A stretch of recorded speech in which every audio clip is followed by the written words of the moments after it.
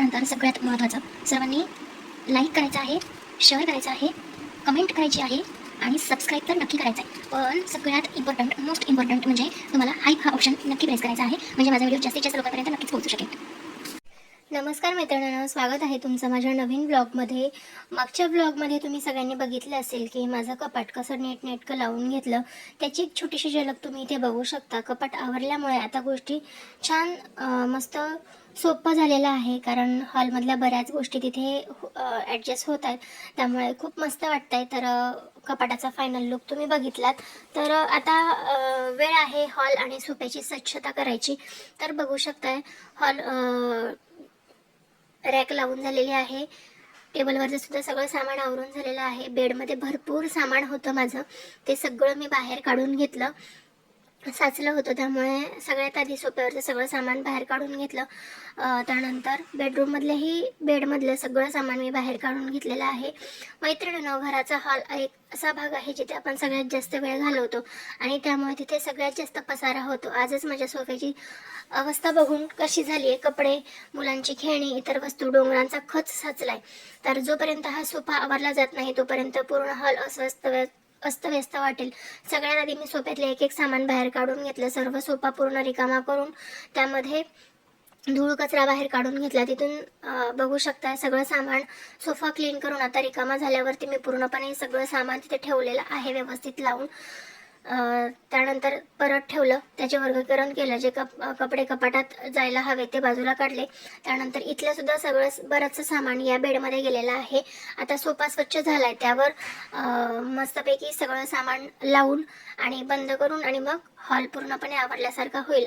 Hall मधला हा मुख्य भाग आवरला की अर्ध्यापेक्षा जास्त घर आवरल्यासारखं वाटतं. आता वळूयात घराच्या पुढच्या भागाकडे. बघू शकता घर किती सुंदर असलं तोपर्यंत पण बिना कामाचा पसारा आणि अनावश्यक वस्तूंचा कचरा बाहेर जात नाही तोपर्यंत घराला घर पण येत नाही. आज मी ठरवलं होतं की घराचा कोपरा धुंडाळून काढायचा आणि हा सगळा साचलेला कचरा कायमचा बाहेर काढायचा, कारण कचरा फक्त एका जागी अडवत नाही, तर तो घराची सकारात्मकता सुद्धा कमी करतो. बेडरूम आवरून झाल्यावर आता मी हॉल आणि बेडकडे वळले होते. इथे कचरा साचत होता. एक एक वस्तू हातात घेत होते. ती गरजेची आहे की नाही हे तपासून तिची विल्हेवाट लावत होते. स्वच्छता असते तिथे प्रभूचा वास असतो, बरोबर नाही का? त्यानंतर मग आता वळूया मुख्य भागाकडे, जिथे अन्नाची आणि आपल्या ऊर्जेची निर्मिती होते, ते म्हणजे आपलं सुबक स्वयंपाकघर. पण सकाळच्या गडबडीमध्ये किचनची अवस्था एखाद्या रणांगणासारखी झाली होती. ओट्यावरचा पसारा बघून आधी डोकं चक्रावून गेलं होतं. मग मनाला खूनगाठ बांधली की आता चकाचक करायचं. किचन ओटा आणि विशेष म्हणजे पाठीमागच्या टाईल्सचे फोडणीने उडालेले डाग असतात ते काढणं म्हणजे मोठं आव्हान असतं.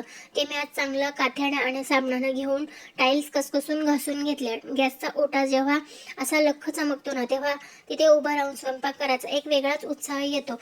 भांड्यांचा डोंगर साचलेला होता.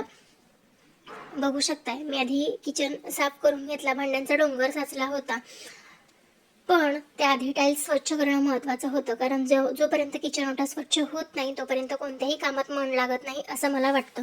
त्यामुळे सगळ्यात आधी किचन ओटा घासून घेतला, लख्ख स्वच्छ केला आणि मग वळाले ते भांड्यांच्या डोंगराकडे. भांड्यांचा डोंगर म्हणजे काय? आज सकाळपासून मला भांडे घासण्यासाठी वेळच मिळाला नव्हता, कारण तुम्ही सगळ्यांनी बघितलं सकाळी कालच्या व्हिडिओमध्ये तुम्ही बघितलं, आधी कड्या नीट केल्या, त्यानंतर मिसळण्या टेप नीट केला, त्यानंतर मी टेबल नीट केला आणि बाकीच्या गोष्टी आवरतावर इतकं उशीर झाला तर की भांडी घासायलाच वेळ मिळाला नाही. स्वयंपाकघरातले सगळ्यात मोठं आणि चिकाटीचं काम म्हणजे भांडी घासणं. सिंकमध्ये भांड्यांचा जो प्रचंड डोंगर साचला होता तो बघून कोणालाही कंटाळा येईल, पण मी एक युक्ती वापरते. आधी सगळी भांडी स्वच्छ पाण्याने विसळून घेते आणि मग घासायला सुरुवात करते. पण ती घासण्याआधी पण छोटी भांडी, मोठी भांडी, ताटल्या ह्या सगळ्या सेपरेट करते आणि मग भांडी घासायला सुरुवात करते. यामुळे भांडी लवकर स्वच्छ होतं आणि पाणीही वाचतं. भांड्यांचा तो खणाखण आणि झालेला आरशासारखा चकचक मला खूप मनाला समाधान देऊन जातो. पण बघू शकता, एवढे भांडे साचल्यानंतर तुम्हाला कंटाळा येतो का? तर मैत्रिणींना कंटाळा नाही येऊ देता मी काय करते, ग्लास बाजूला, तांबे बाजूला, ताटल्या बाजूला, मोठे ताटं बाजूला, कढई ह्या बाजूला असे भांडे सेपरेट करून घेते. त्यानंतर निघालेला सगळा कचरा बाजूला काढून टाकते आणि मग भांडे घासायला सुरुवात करते. भांडे घासताना सुद्धा लिक्विड असेल तर बेस्ट आहे आणि साबण असेल तरी काही हरकत नाही. पण तुम्ही जेव्हा या सगळ्या गोष्टी करत असता तेव्हा मन लावून करा, त्यामुळे कामाचा कंटाळा येत नाही आणि कामाला वेळही लागत नाही. बघू शकता छोटे छोटे चमचे मी बाजूला करून घेते, ताटं बाजूला करून घेते, ताटल्या बाजूला करते आणि मग सगळ्या गोष्टींना सुरुवात करते. त्यामुळे काय होतं, मला कमी वेळात माझी खूप कामं होतात आणि भांड्यांचा ढीग किती लागलेला असेल तरी मला भांडी घासायचा कंटाळा नाही, पण भांडी लावायचा मला भरपूर कंटाळा येतो. तुम्हाला कोणत्या कामाचा कंटाळा येतो मैत्रिणींनो, मला कमेंट करून नक्कीच सांगा. माझे व्हिडिओ तुम्हाला कसे वाटतात, माझी मेहनत तुम्हाला कशी वाटते हे सुद्धा मला कमेंट करून नक्कीच सांगा. घराचा मेकओव्हर तुमचं प्रेम आणि पाठिंबा मला नेहमीच प्रेरणा देत असतो. जर तुम्हाला आजचा हा माझा प्रामाणिक प्रयत्न आवडला तर व्हिडिओला नक्की लाईक करा, शेअर करा आणि तुमच्या 4 मैत्रिणींना नक्की शेअर करा. आणि माझा व्हिडिओ तुम्हाला बघून काय वाटतं, कसं वाटतं किंवा तुम्हाला काय करावंसं वाटतं हे सुद्धा मला कमेंट करून नक्कीच सांगा. माझ्या चॅनलवर तुम्ही पहिल्यांदा आले असाल तर सबस्क्राईब नक्की करा, कारण बरेच जण असे आहेत की जे व्हिडिओ बघतायत पण अजूनही सबस्क्राईब केलेलं नाही आहे. त्यांनी सबस्क्राईब नक्कीच करा, म्हणजे माझ्या व्हिडिओ बनवण्याचं प्रोत्साहन वाढतं आणि मला अजूनही व्हिडिओ बनवण्यामध्ये हुरूप येतो आणि मी अजून तुमच्यासोबत छान छान मस्त मस्त असे व्हिडिओ बनवू शकेन. तर मैत्रिणींनो, भांडी घासून झाल्यावर पुन्हा एकदा ओटा कोरडा करायचा असतो. म्हणजे काय होतं माहिती का, भांडी घासून झाल्यानंतर किचन ओट्यावरती परत पाणी साचून राहतं आणि ते पाणी तसं साचून राहिल्यानंतर दुसऱ्या दिवशी सकाळी त्या किचन ओट्यावरती पाण्याचे तसे डाग दिसत असतात आणि मला ते अजिबात आवडत नाही. त्यामुळे भांडी घासून झाल्यानंतर मी त्यांचं एकदा पाणी काढून टाकते आणि त्यानंतर मग किचन ओटा परत एकदा फडका मारून घेते. त्यामुळे काय होतं की भांड्यांमधनं जे पाणी निघालेलं असतं, जे किचन ओट्यावरती आलेलं असतं ते व्यवस्थित स्वच्छ होतं आणि निघून सुद्धा जातं. तर भांडी घासून झाल्यानंतर एक कोरडा कपडा घेऊन पुन्हा एकदा ओटा कोरड्या कपड्याने फडक्याने पुसून घेतला. ओला कचरा बाहेर काढला, कारण किचनमध्ये दुर्गंधी ठेवू नये असं म्हणतात, कारण किचनमध्ये दुर्गंधी असेल तर नकारात्मकता राहते. आता माझं किचन फक्त स्वच्छ झालेलं नाही तर प्रसन्न दिसतंय.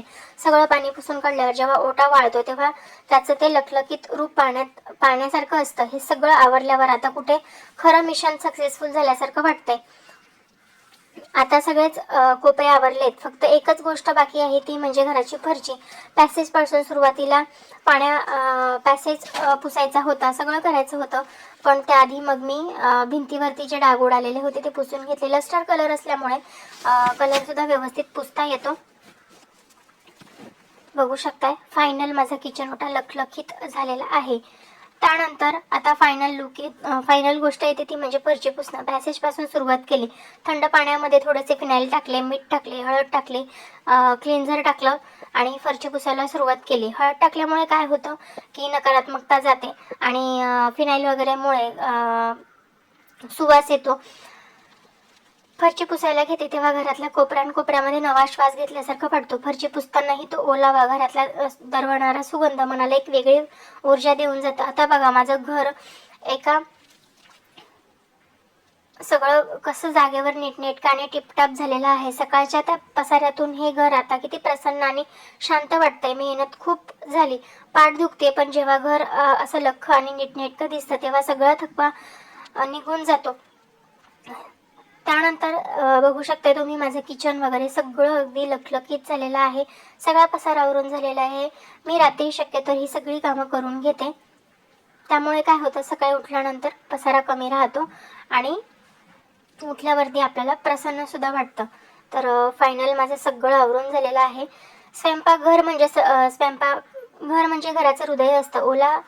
ओटा लख्ख झालाय, पण मी विचार केला की आता गॅसची छोटीशी पूजा करावी आणि ज्या गॅसवर सगळ्यांसाठी अन्न बनवतो ते आपल्यासाठी अन्नपूर्ण मातेचं प्रतीक आहे. एक छोटासा पूजा केले तर काय होतं, म्हणून मी मंगळवार, गुरुवार, शुक्रवार अशी पूजा करून घेत असते. बघू शकता माझ्या घराचा कोपरा आता लख्ख झालेला आहे. त्यानंतर मग मी गॅसच्या ओट्यावरती छोटीशी रांगोळी काढली, दिवा लावला, हळद कुंकू वाहून घेतलं आणि असा होता आजचा माझा घरच्या आवरावरीचा प्रसन्न असा दिवस.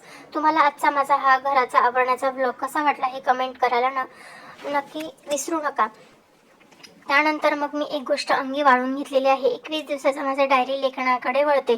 म्हणतात ना, एखादी गोष्ट जर आपण सलग 21 दिवस केली तर ती आपली सवय बनते.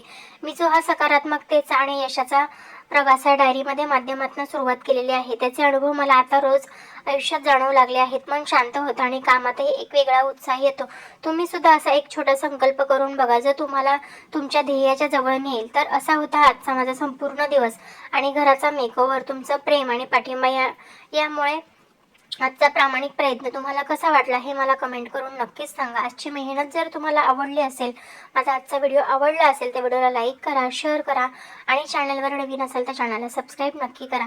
तर मैत्रिणींनो, आता मी जे डायरी लिहायची आहे ती लिहून घेते आणि तुम्हाला भेटते नवीन ब्लॉगमध्ये. तोपर्यंत तुम्हाला काय करायचं आहे तर तुम्हाला माझ्या चॅनलला सबस्क्राईब करायचं आहे, व्हिडिओला लाईक करायचं आहे, कमेंट करायचं आहे आणि चॅनलवर नवीन असाल तर सबस्क्राईब नक्की करायचं आणि तुमच्या मैत्रिणींना माझे व्हिडिओ जास्तीत जास्त शेअर करायचे. तर रात्रीचे 12:15 वाजलेले आहेत, माझे सगळं काम आवरलेलं आहे आणि हे फायनल काम.